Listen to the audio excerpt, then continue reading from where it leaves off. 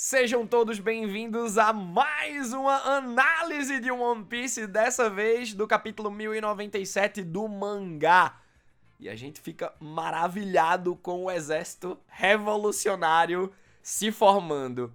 Antes, Exército da Liberdade, liderado por Dragon e Ivankov.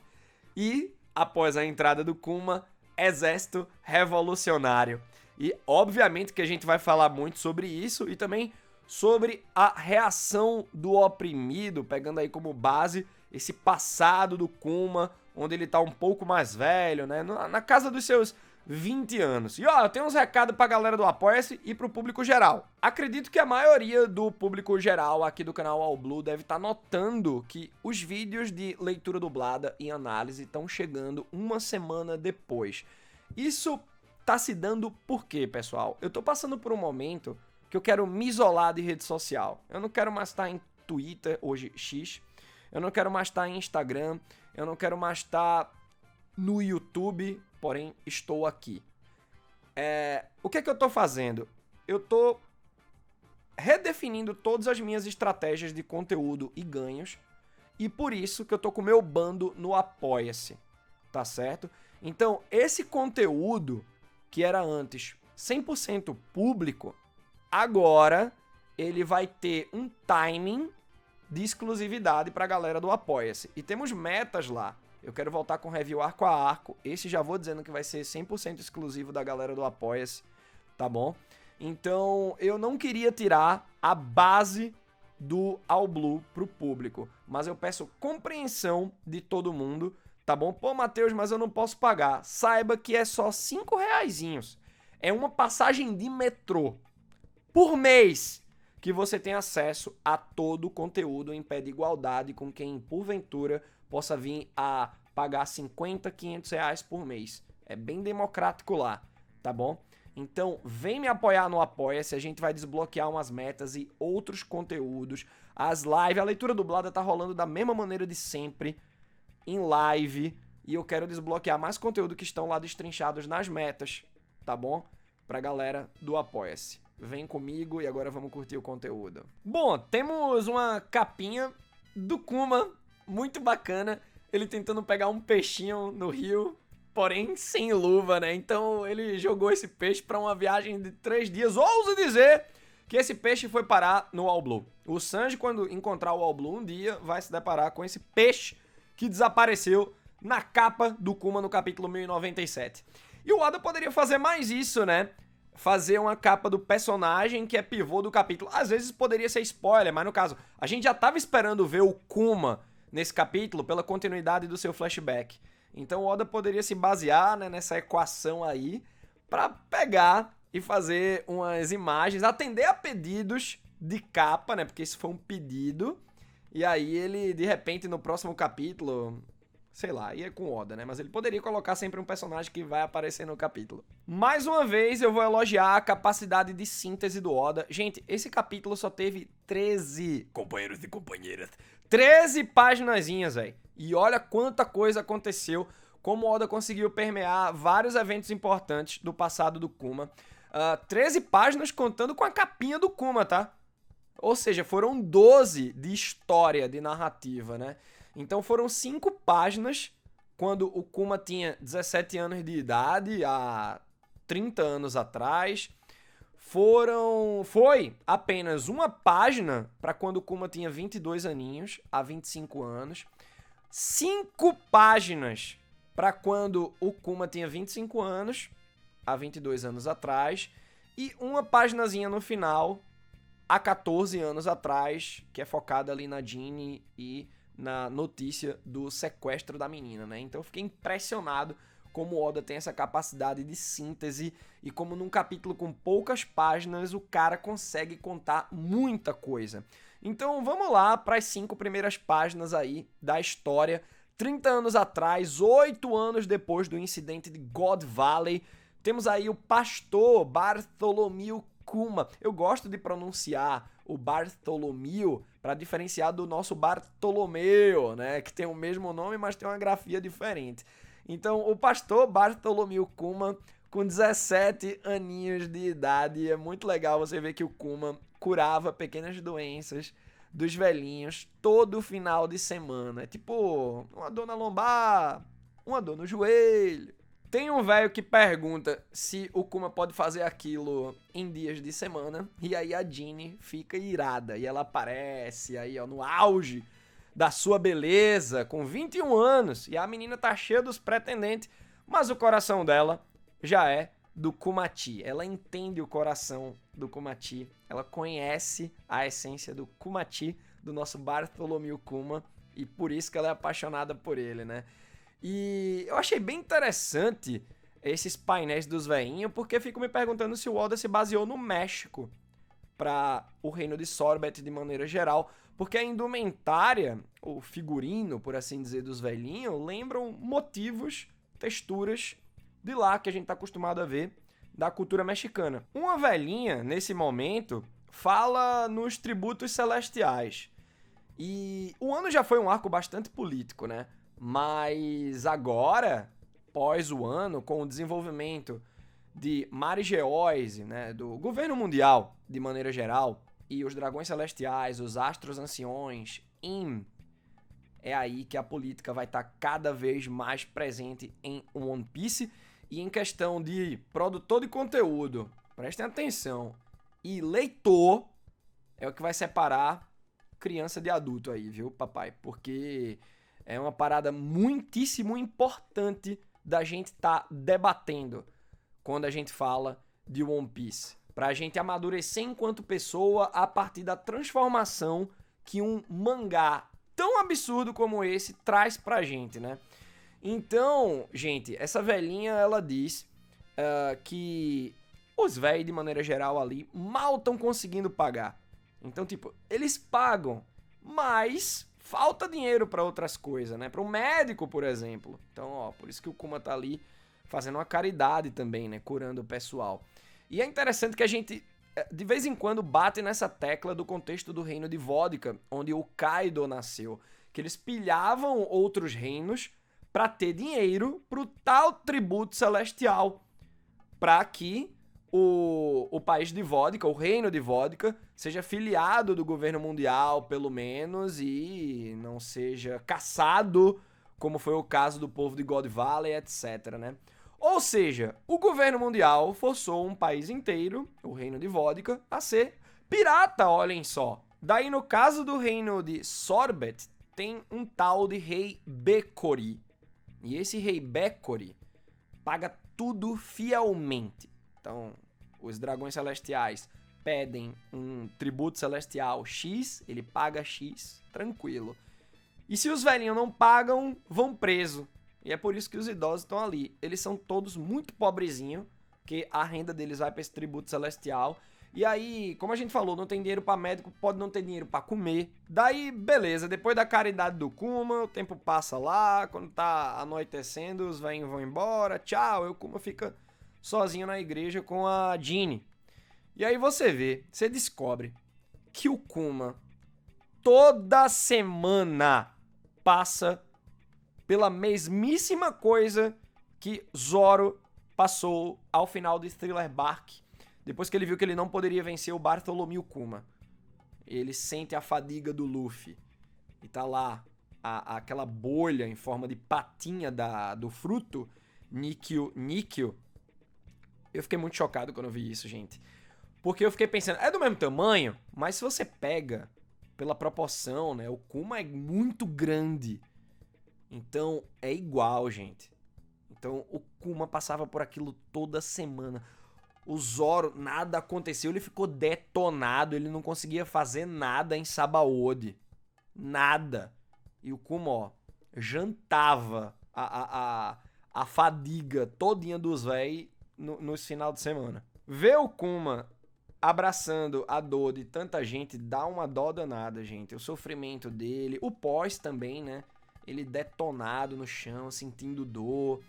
A Jeanne, nesses momentos todos, fica do lado de fora, se acabando de chorar. Porque, imagina, ela ama o Kuma. E tá sabendo que ele tá passando por tanta dor física. É uma parada muito pesada. Ela não curte o altruísmo dele. ela fica bolada em como ele é gentil, como ele é bonzinho. E isso os velhinhos não sabem de nada, velho. Então os velhinhos não estão se aproveitando do Kuma. Eu acredito até que se o Kuma revelasse pra eles, não ia ser geral, 100%, mas acho que a maioria dos velhinhos ia querer parar, né? Mas o Kuma não quer que ninguém fique doente. E eu achei muito bonitinho também. E é uma reflexão pra todos nós termos, quando mostra a Jinny cuidando do Kuma. Ele ali deitadinho, tá com a compressa, ela tá fazendo uns curativos nele. Então, gente, lembrem-se sempre daquelas pessoas boas que estão com a gente, aquelas pessoas fiéis que estão cuidando da gente. Pro momento que eu tô passando e pelas escolhas que eu tô fazendo, eu queria, obviamente, agradecer a minha esposa, mas eu queria muito agradecer também a galera do Apoia-se. Muito obrigado pelo que vocês estão fazendo comigo. E eu achei demais, porque o Kuma também fica preocupado com a Jinny, né? Só que ele consegue distrair ela fácil. Mas sem malícia, é só ele falar na janta, que a Jinny fica doida. Opa, vamos jantar então. E tá lá ela mais uma vez glutona. Daí temos basicamente uma página contando a história do Kuma com 22 anos, né? Se passa aí, no caso, há 25 anos atrás. Ó, faltava só um ano aí pro Roger ser morto, né? Quando ele se entregou pra Marinha. E aí, bom, há 25 anos, o Kuma com 22 aninhos é pedido em casamento pela Jinny. Uma mulher de atitude, né, velho? Mas ele não aceita. Ele não aceita porque ele lembra do pai. E, gente, dá muita dó. Ele não quer comprometer a Jinny e os seus possíveis filhos com ela por conta do seu sangue bucaneiro. Ele tem medo que ela vire escrava por consequência, caso ele volte a ser escravo um dia, né? E ela também volte a ser escrava, mas por conta dele. Os filhos também. Então, pô, você vê que o Kuma, mais pra frente você vê os pensamentos dele, revolucionário e tal, ainda com 22 aninhos, né? Mas você vê que o Kuma tem esse fogo de luta dentro dele, mas ainda tem um trauma. Ele ainda não consegue ser 100% livre. Ele não consegue casar com a mulher que ele ama, que a gente sabe que a recíproca é verdadeira, né? E aí, né, ainda há 25 anos atrás, o Kuma com 22 anos, o Kuma, ele começa a conhecer, a ler notícias sobre e admirar o Exército da Liberdade. É um exército que já estava aí ajudando povos ao redor do mundo a tomar os meios de produção em certos reinos, em certos países. Nesse momento, acredito que só tinha o Dragon, né? Até poderia ter Ivankov, mas Dragon é que tava ganhando aí os holofotes, as fotos, né? O cartaz de procurado e pá. Ele não tinha tatu, aquela tatu que ele tem, né? Pelo rosto. Há 25 anos, e o Kuma, ele fala sobre o seu sonho. Eu quero sair pelo mar e salvar pessoas. Eu acredito muito que no presente momento o Kuma tá indo pra Egghead e ele deve morrer pra ajudar, junto com o robozão do subsolo de Egghead. Ele deve morrer pra ajudar os Chapéus de Palha a sair de lá, mas é feliz perceber que ele deve ter realizado plenamente o seu sonho, porque a gente sabe que ele saiu pelo mar, e a gente sabe que ele salvou pessoas. Um grande exemplo é ter salvado todo o bando do Luffy em Sabaody, porque senão eles seriam mortos ou presos, e sabe-se lá o que poderia acontecer quando o Kizaru chegou lá, o macaco amarelo. Avançamos um pouquinho no tempo, estamos agora há 22 anos atrás, o Roger já tinha morrido, né, parâmetros, e temos 5 páginas dedicadas a essa sequência de quando o Kuma tava com 25 anos, né? E mostra ele já pistola, porque alguns veinhos, os amigos dele, que ele cura todo final de semana, estavam sendo presos, velho. Então, é que nem a senhorinha falou, né? Não pagou o tributo, já era. E agora ainda tem um adicional de uma nova lei no reino de Sorbet. E essa nova lei diz que o exército pode fazer o que quiser com o povo do sul de Sorbet. E aí o Kuma fica pensando, pode fazer o que quiser? Imagina se eles viram escravo. O Kuma se lembra do seu próprio contexto, que ele foi escravo por nada e manda um urso choque a escateplefe, meu parceiro. E aqui, pessoal, é muito importante a gente abrir um parêntese para falar sobre a reação do oprimido. Nunca confundir com mera violência. É interessante que no mangá, eu acredito que muita gente pode fazer essa leitura. Mas tem uma parcela de pessoas que fazem essa leitura que quando a gente vê na vida real, opa, já condena. Olha só, depredando. Olha só, essa violência é a reação do oprimido, velho. Então, a reação do oprimido é uma parada que ela precisa acontecer, sabe? O Kuma, ele é bonzinho, ele é gentil, ele é altruísta, ele é o pastor Bartolomeu Kuma, que cura pequenas enfermidades dos velhinhos, pobrezinhos da vila. Mas quando ele vê o tamanho daquela opressão, ele faz questão de agir de uma maneira mais violenta, indignado do jeito que ele tá. Ele não aguenta mais aquilo. Isso é reação do oprimido, gente. E no macrocosmo, a gente dá esses exemplos.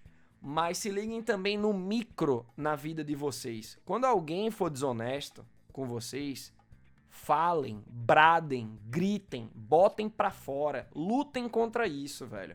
Porque senão essas coisas podem lhe comer por dentro, sabe? Às vezes, as consequências de você falar algo vão ser muito benéficas pra você, pra sua evolução espiritual em vida. Tá bom? Então, são paradas que eu tô passando também e que um capítulo... Eu fico muito impressionado com os paralelos, assim. Às vezes eu tô no momento da vida e o One Piece vem com um capítulo naquela semana que me diz umas coisas, sabe? Então, lembrem-se sempre que você combater gente desonesta, gente que quer puxar seu tapete, se você falar alguma coisa, isso é no seu microcosmo uma revolução. A revolução nem sempre tá numa tomada de poder de não sei o que. Não, velho, tá nas suas atitudes de acordo com os princípios que vocês têm. Daí a gente fica sabendo que o tal rei corrupto, fanboy de Tributo Celestial, o tal do rei Beccori de Sorbet, dividiu o reino em dois e ele tá mandando o povo pobre tudo pro sul da ilha que abriga o reino de Sorbet. Por que ele tá fazendo isso? Porque o Tributo Celestial é baseado no número de habitantes totais do país. Então, vamos dizer assim, a grosso modo, tem 20 mil pessoas aqui, as 20 mil vão pagar. Aí o rei Beccori, pô, tem 2 mil aqui que não estão pagando, velho. Isso pode me ferrar, eu tenho que talvez aumentar o imposto para os outros 18 mil. Aí não, o que é que ele tá fazendo? Oficialmente o país agora tem 18 mil pessoas, ele manda as 2 mil pessoas pobres pro sul. Então elas não são mais cidadãs do reino. Então o rei Beccori só mantém ali na capital quem pode pagar e consequentemente diminui o tributo celestial total do reino de Sorbet a ser dado para os dragões celestiais. Na cadeia tá lá o Kuma. Foi capturado, mas também tá Jinny e uns outros caras. Esse grupo ao lado do Kuma tentou resgatar o Kuma, velho. A Jinny, claro, né? Faria isso. Ela é impulsiva. Ela é apaixonadíssima, ama o Kuma, então achei bem legal ver os amigos dele ali junto, né? E o Kuma, ele tá revoltado, percebendo no que o reino de Sorbet tá se tornando. É muito triste, né? Você tem um carinho pelo lugar, pela cultura, por suas raízes, né? Afinal, ele nasceu em Sorbet e você vai vendo a corrupção tomando conta daquilo, né? Então... rola também nesses pensamentos do Kuma uma sensação de desvinculação de um lugar que ele queria estar fazendo parte. É muito louco isso, velho. Mas é como a Jinny diz, o rei Beccori é fantoche dos dragões celestiais, não tem jeito. O único jeito é você se rebelar, é depor o rei. É nesse momento que chega o exército da liberdade. Até então. Gente... que momento maravilhoso. O rei é deposto. A gente vê que tem, né, uma resistência, tem uma batalha no reino de Sorbet. Tomara que o Dragon tenha trazido umas guilhotinas aí. Hein, Dragon? Não me decepciona não, hein? E você vê o povo da capital real feliz. Tipo, tinha gente boa lá que tava se adaptando, mas estavam insatisfeitos com as injustiças e as corrupções do rei. E finalmente... rola o resgate de Kuma, Jinny e o resto ali da galera por Dragon e Ivankov. Gente, é muito bacana o reencontro. Jinny se reencontrando com Ivankov. Elas se conheciam antes de conhecerem o Kuma, mas o Kuma também foi marcado por Ivankov, eu nunca vou esquecer seu rosto, e tá lá, né? Lembrou de Ivankov também, é difícil esquecer, né? Mas o mais legal é que o Kuma conhece o seu herói, Monkey D. Dragon, e aí ele decide se juntar ao grupo. Daí, só pra situar vocês direitinho, após o início da grande era dos piratas, tipo, antes da morte do Roger, o mundo já tava na era dos piratas. Quando o Roger morreu, o mundo passou então a grande era dos piratas. Nesse cenário da grande era dos piratas, após o incidente de Ohara, a gente viu, né, no flashback ali do Vegapunk, o Dragon indignado com tudo que aconteceu, junto lá com o Vegapunk mais jovem. Então, após o incidente de Ohara, aquilo que foi o ponto de ignição para o Dragon formar o Exército da Liberdade, e várias insurreições começaram pelo mundo. E aí se juntou Ivankov, pá. Quando Kuma se junta a Ivankov e Dragon, eles adotam então o nome de Exército Revolucionário. Tem uma página muito boa nessa sequência, que é o planejamento da revolução por parte do Dragon, né? É todo o planejamento do Exército Revolucionário. O Dragon, nesse momento em que o Kuma entra pro grupo, ele diz que não tem recursos e eles precisam captar mais recursos. Então, por um tempo, eles foram mercenários ajudando povos oprimidos a depor monarcas corruptos. Por conta do crescimento dele, ali na frente, a gente vai se transformar em outra coisa.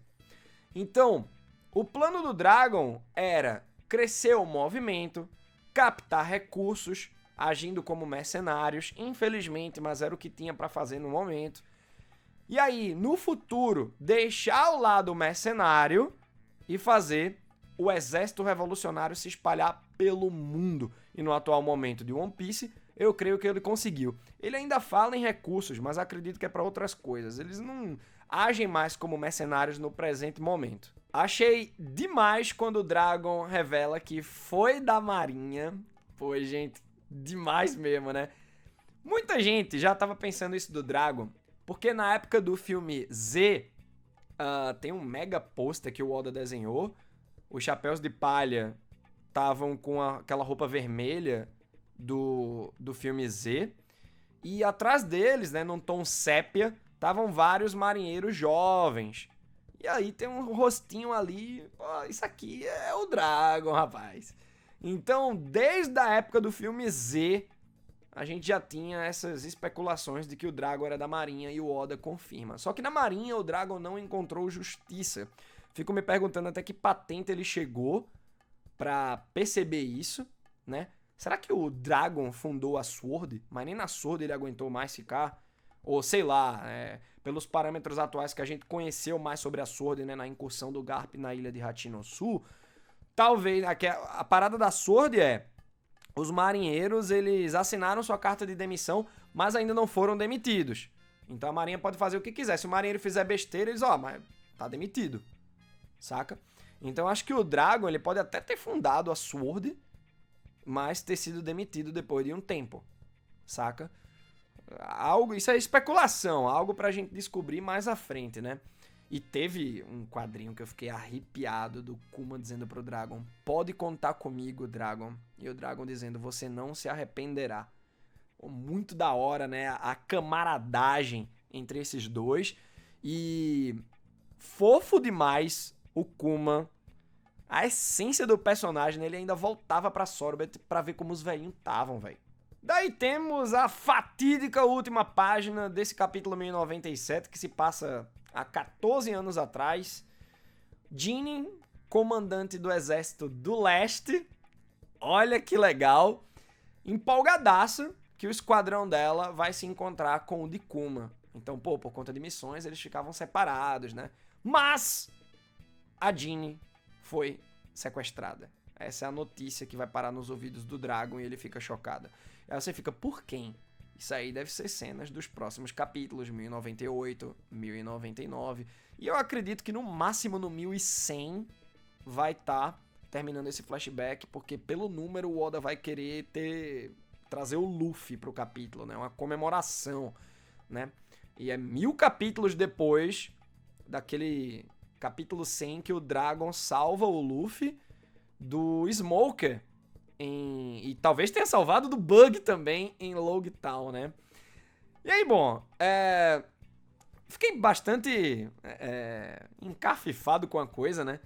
Que nessa última página mostra que o QG dos revolucionários era já em Báltigo há pelo menos 14 anos. Aí eu fico, pô, como é que nunca acharam? Se eu não me engano, o próprio Jesus Bugs, quando vai parar lá, né, ele penetra no navio do Sabo e descobre e vaza a localização pro bando do Barba Negra e pá. O Jesus Bugs, ele fala uma coisa dessa, né? Nunca ninguém achou isso aqui, tá ligado? Então tem que ver, né?